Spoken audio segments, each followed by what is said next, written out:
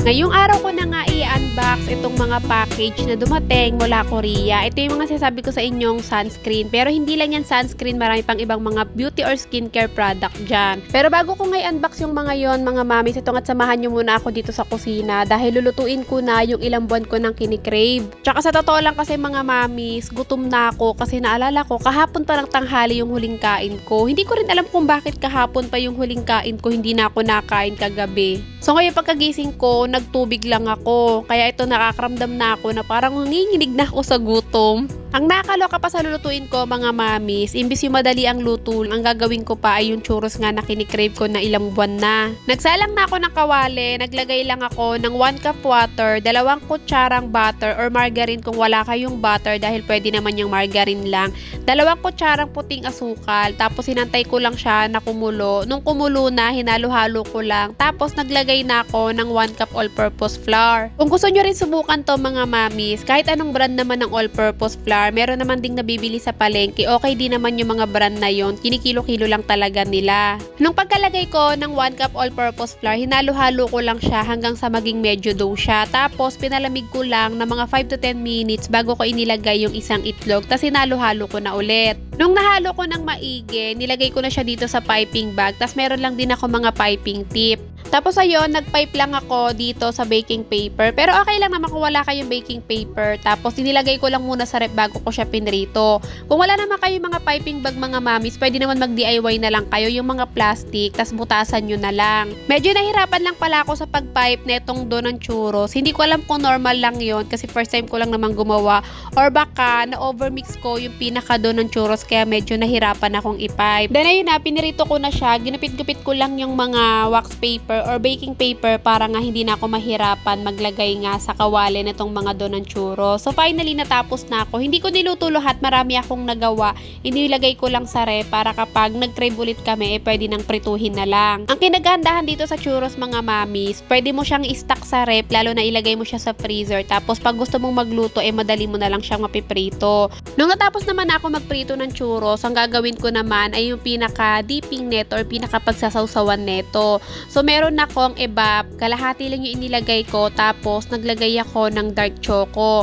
Kung tatanungin niyo ako kung saan ko nabili yung chocolate na yon, nabibili lang yun sa mga grocery store gaya ng Pure Gold, Robinson, pero meron din naman online mga mamis kung natatamad talaga kayong lumabas. Para sa mga hindi nakakaalam mga mamis, kapag magme-melt kayo ng chocolate, lalo na kapag ganito yung ginawa nyo, papakuluan nyo lang yung evap, tapos pag kumulo na yung evap, patayin nyo na yung apoy or di naman kayo yung induction nyo, tsaka nyo ilagay yung chocolate. Kasi mga mamis, kapag isinalang nyo pa din yung chocolate nyo na meron pang apoy yung induction or yung kalan nyo, hindi siya magme-melt gaya ng ginawa ko. Ang mangyayari sa chocolate nyo, hihiwalay yung oil ng chocolate doon sa pinaka-chocolate, kaya parang buo-buo pa din. Dark chocolate pala yung pinili ko mga mamis para hindi ganun katamis. Yung churros pala, nilagyan ko ng sugar tsaka cinnamon powder. Yung cinnamon powder, doon ko lang din binili sa online. And finally nga mga mamis, tapos na ako magluto at nakain na din ako. Fairness naman, hindi matigas yung churros na nagawa ko. Actually, matigas talaga yung labas nun, tapos yung loob niya malambot. Kapag sa mall ka bumili ng churros mga mamis, medyo mahal, tapos konti lang yung binibigay nilang sausawan na chocolate. Kaya mas okay talaga kung gagawa ka na lang sa bahay, mas marami ka pang magagawa. Nung nakatapos naman na akong kumain, ito na nga yung pinakihintay nyo, i-unbox ko na itong mga box na dumating galing Korea. So inuna ko muna itong pinakamaliit. Pagbukas ko, yung mga foam cleansing, yung mga nakita ko dito.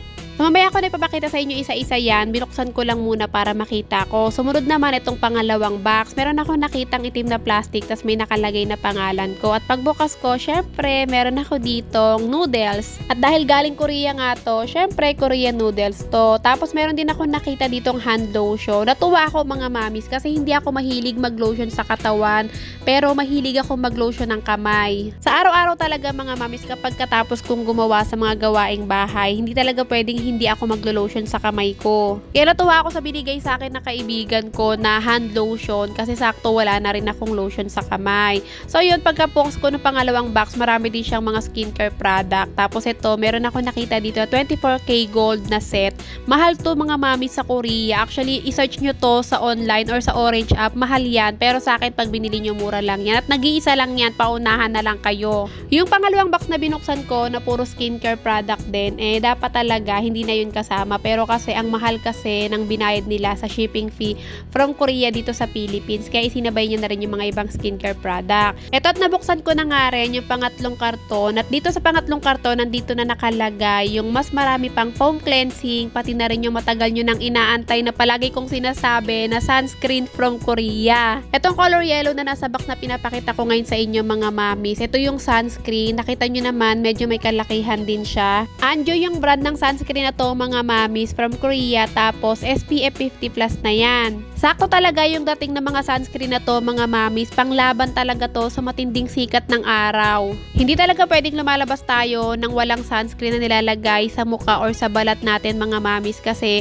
masisira talaga yung mga balat natin lalo na nga sobrang tindi ng init ng araw ngayon. 100 pieces lang yung stocks ko na to mga mamis tapos marami ng ibang nag-checkout kaya kayo nang bahalang magpaunahan kasi pag naubos to ilang buwan ulit yung aantayin natin bago ulit ako magkaroon ng stocks neto. At habang wala pa nga akong sabon mga mamis, ito nga muna ang try nyo or subukan nyong gamitin yung foam cleansing na 24K gold. Di ko pa nga nasusubukan to, ngayon pa lang nagtabi na ako ng para sa akin para nga siguradong hindi ako maubusan. Pero feeling ko naman ay maganda to dahil galing Korea nga.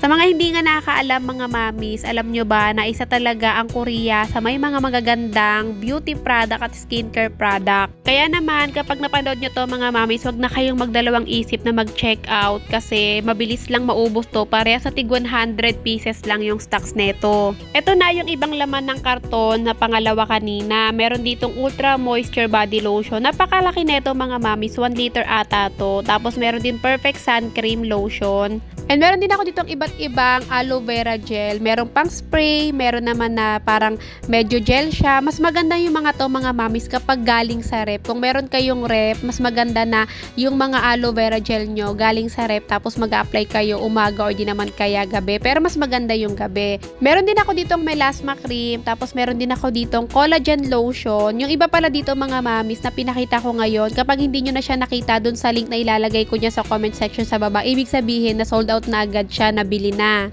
Meron din ako ditong eye cream at habang wala pa ulit akong sabon mga mamis, meron din ako ditong mga iba-ibang sabon at napakababango nito. Kapag itong dalawang klaseng sabon na to na pinakita ko sa inyo ngayon mga mamis, nakita nyo pa sa ilalagay kong link dyan sa comment section sa baba, i-check out nyo na agad mga mamis. Kasi sa sobrang bango netong mga sabon na to mga mamis, feeling ko kapag ginamit nyo to, imumukbang kayo ng mga mister o ng mga jowa nyo. Charot!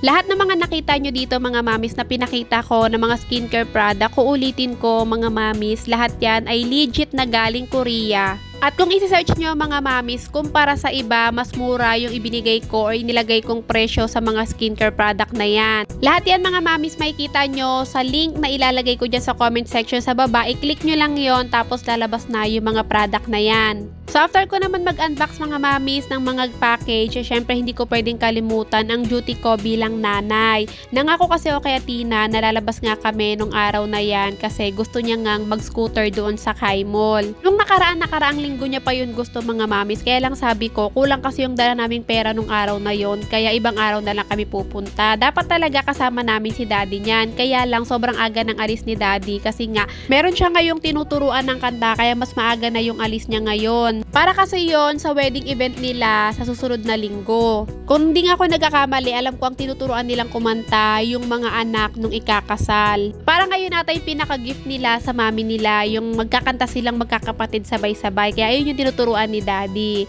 So anyway, nandito na kami sa loob ng Kai Mall kasi nga alam nyo naman, nakapit-bahay lang namin to. At pag-akit namin sa taas, nandito agad nakabungad yung scooter nga. Hindi lang naman scooter ang meron dito, meron din silang hoverboard. Hoverboard pala yun mga mamis. Ang scooter pala na dito, merong manual, meron ding electric. Dapat talaga electric yung kukunin namin. Ang problema, naka-charge, kaya itong manual na lang. Kasi ito rin naman daw yung gusto ni Atina kasi na-miss daw niya magpadyak-padyak ng paa. Pero ang problema, hindi na siya marunong mag-scooter kasi 4 years old or 3 years old pa ata siya nung huli siyang nag-scooter. 75 yung 30 minutes pero 1 hour yung kinuha namin. Ang problema, dahil napagod na tong batang kasama ko, hindi na namin natapos yung 1 hour. Tapos nagpabili na siya ng drinks. Dahil yung scooter lang naman talaga yung pinunta namin doon, ayun nga't nagpahinga lang ng saglit si Athena and umuwi na din kami. Pag uwi naman namin mga mami, syempre hindi pa natatas doon ang gagawin ko. Kinontinue ko naman itong ginagawa kong mga letters kasi nga sa susunod na linggo naman ay kailangan ko naman tumulong para sa binyag ng pamangkin ko. Humingi kasi sa akin ng tulong yung asawa ng kuya ko, patulong daw siya para nga sa binyag ng pamangkin ko. Kaya ito na, nagpresenta na ako, sabi ko ako na yung gagawa ng mga letters. Sa linggo na nga yun mga mamis, pero ngayon ko palang ginawa to. Tapos gagawa pa ako ng souvenir at gagawa pa ako ng cake. Ako naman yung nagpresenta ng mga bagay na to mga mamis kasi dito talaga ako mahilig. Pero alam nyo mga mamis, wala talaga akong talent sa mga gantong bagay. Mahilig lang ako magganto pero hindi ako magaling sa mga gantong bagay. Pinaprint ko lang kay daddy yung mga letters tapos pinatungan ko ng glitter sticker. Pero dahil hindi ko na kayang tapusin ngayong gabi, ito nga't nagligpit na ako para makatulog na.